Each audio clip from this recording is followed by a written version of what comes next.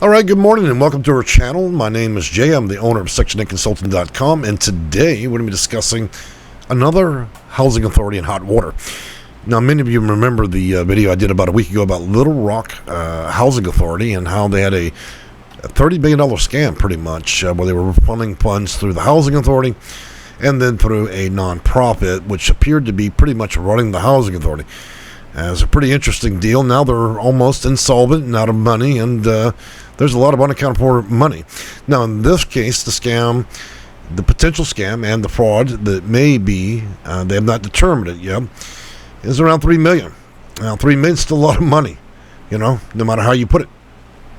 But before we get into this, I'm going to do a few introductions. Again, my name is Jay. I'm the owner of Section8Consulting.com. I work with both tenants and landlords that need to be able to navigate the system, get their questions answered, and understand better fundamentally how to use the system.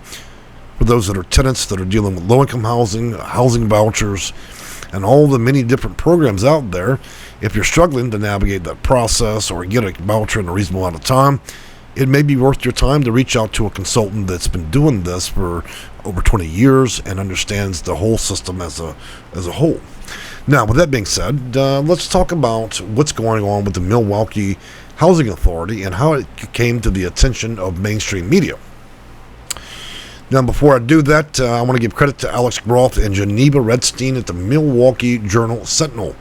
They broke the story, and I think they've done a good job. So here's what we know about the risk of serious fraud and waste and abuse inside Milwaukee Housing Authority.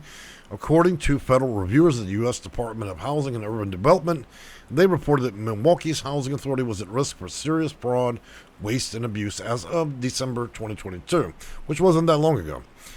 The finding comes as the Housing Authority of the City of Milwaukee has been under fire from tenants and city activists for poor record keeping. Some tenants reporting saying that they have been charged unfair rents and have unfair balances and threatened with eviction if anybody decides to be a whistleblower, essentially. Federal regulators have been keeping an eye on that particular housing authority since 2015. So we start to see a pattern with this, where there's just no real attempt by this particular agency to be transparent. We've got money that's kind of disappearing, unaccounted for, and mislabeled. And here's where it's going to start to get interesting. So when HUD did their audit, and they found problems with their financial record keeping. In April, HUD auditors reported that the Housing Authority couldn't provide documentation explain more than $3 million in discrepancies in its bank balance. Now, when we say discrepancy in bank balance, it means that $3 million is gone, and there's not a receipt in the building. We simply are using credit cards, checkbooks, and electronic deposit to buy whatever needs to be bought, or we're out there and we're just straight up committing fraud, purchasing or utilizing those funds in a manner in which is not permitted under federal law. Like, say you got Sally in the executive office going out to buy Gucci slippers. She requires a $4,000 chandelier as well as a beautiful new leather sofa in her office. However, we have people that can't get a fucking voucher for 20 years. But it seems the housing authority has been on a wild tear to spend money, and they don't believe that they're answerable to anybody, and that they don't need receipts. We're just going to spend it. So when we look at the bank balance, the staff told auditors that when they couldn't determine what an expense was for, they entered it as a debit or credit. Now, in what magical world do we live in where you go and spend $3 million and then you write that as, and you've heard that correctly, as revenue? How do you actually spend the money and then consider it a plus, that you're receiving money? So that's where the scam starts, okay? Let's not chalk it up any other way. Let's not get confused. You don't spend money and then call it a debit, a credit, okay? Staffing shortages in the Section 8 offices was their typical excuse that there's an 80 or 90% flip over rate for employees. Now look, housing authorities are notorious for hiring people that work at Janet King that scrub toilets at 8 in the morning, and then of course they're there at the ripe age of 21. They're now become your caseworker, the same little girl that works at the McDonald's that's struggling to push the cheeseburger button on the computer, okay, at McDonald's. The same one looking for the picture of the cheeseburger to mash it is the same person now in control of whether or not you have accurate records and whether or not you, as a disabled veteran or a senior, are able to get a voucher. Do you see a problem here? And so when we can't find the employees we need at the Milwaukee Housing Authority, then we start driving around town and picking up the homeless under the bridge and asking them if they need a job. Or maybe we're looking on Craigslist. But we all know one thing's very clear amongst many housing authorities, not all, but some.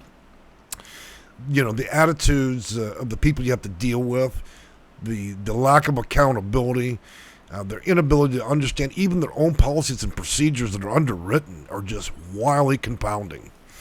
All right, now that I've given my spanking to this particular housing authority, I'm going to move on. They couldn't provide documentation to explain more than $3 million in discrepancies in bank balance. And, they were discussing again the housing shortages as an excuse from 21 to 22. But, it's a far bigger issue because probably 89% of the people there that decided to work there probably didn't want to commit fraud with everybody else. So I should let you guys know that I'm struggling a bit from my chest cold, so there may be temporary coughs. If you don't like that, you can always move on to the next YouTube channel, okay? According to that report, also, they didn't have access to bank accounts for many of its properties. Now, here's where it gets interesting. If you remember early on, about last week, we talked about Little Rock Housing Authority committing what essentially is a $30 million fraud. Not $3 million, but $30 million. And that they were basically insolvent or bankrupt from the theft. Here we are again, and you look at the case of the Little Rock Housing Authority. Now we're looking at this one. Here's where it gets interesting again. How do they not have access to their own bank accounts? Let me explain why. So for many of his properties previously managed by a now defunct nonprofit, every time these scams work out, what happens is we end up in a situation where the housing authority is funneling money to a nonprofit. Nobody knows why. Same thing, Little Rock. $30 million left the door. Even running down to the ATM, getting out more than $50,000 in cash. Okay, no receipts. And so here we are giving another housing authority connected to some nonprofit. Okay, this defunct, probably from fraud. And so the housing authority, how does our housing authority not have control of its own bank account? Do you actually, when you do your accounting in your own home, do you go and give your checkbook over to the local church, the nonprofit? So the housing authority clearly is inclusion with some nonprofit that's taking control of their bank accounts, and we have no records of nothing. The only times you don't want records is when you're stealing and committing fraud. So, didn't have access to their bank accounts and properties that were previously managed by the now defunct nonprofit, and again, Friends for Housing. And so what we found is HUD found another $49,000 in questionable and or disallowed charges.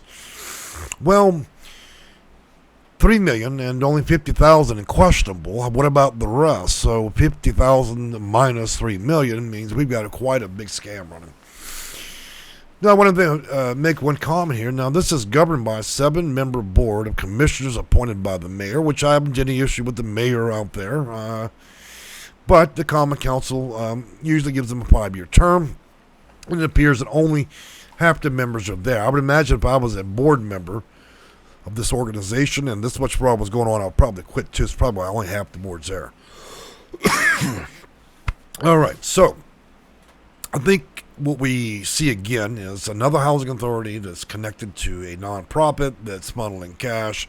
And then when, of course, the piggy runs out of money, the piggy bank runs out of money, they're off to the races. Now it's become a matter for the feds. Look, guys, when you deal with housing authorities, and it's not you. Let me tell you something. When you imagine your rents going up and down and the amounts are not right, it's not your imagination. Our office has handled so many of those cases along with people that have attorneys. We work with attorneys as well, and we see a whole lot of this, where you have so many new employees that are unable to even manage the place anymore. Then they turn it over to nonprofit, which robs them blindsided.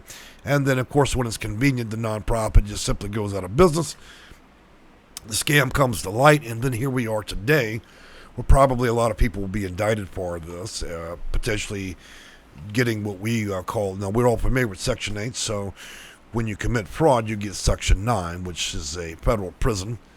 You get your nice cell, a 5x9, and you get 3 hots and a cot. You get a 12-month lease. You don't have to pay any rent. It's full welfare. free lights and food and medical care, and that's what we call Section 9. So it appears that people that were participating and helping to give out these vouchers and manage all of this now will go from administering Section 8 to receiving Section 9.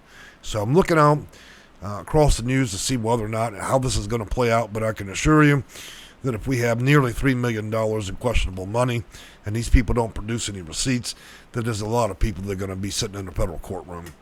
Guys, I've enjoyed talking with you. It's sad that I have to report these kind of things, but I wanted to expose some of this with housing authorities because a lot of you believe, what I used to say is potentially that many of you believe that housing authorities are there to do certain things. But the mistake you're making in that thought is what you believe that they're going to do and what they actually do are two different stories.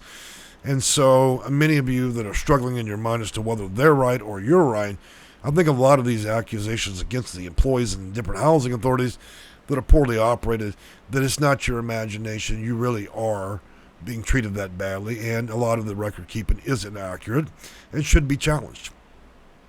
Well, guys, I've enjoyed talking with you, and I'm struggling today here again with this chest cold, so we're going to go ahead and close out the video. We'll see you next time. Thank you, and goodbye.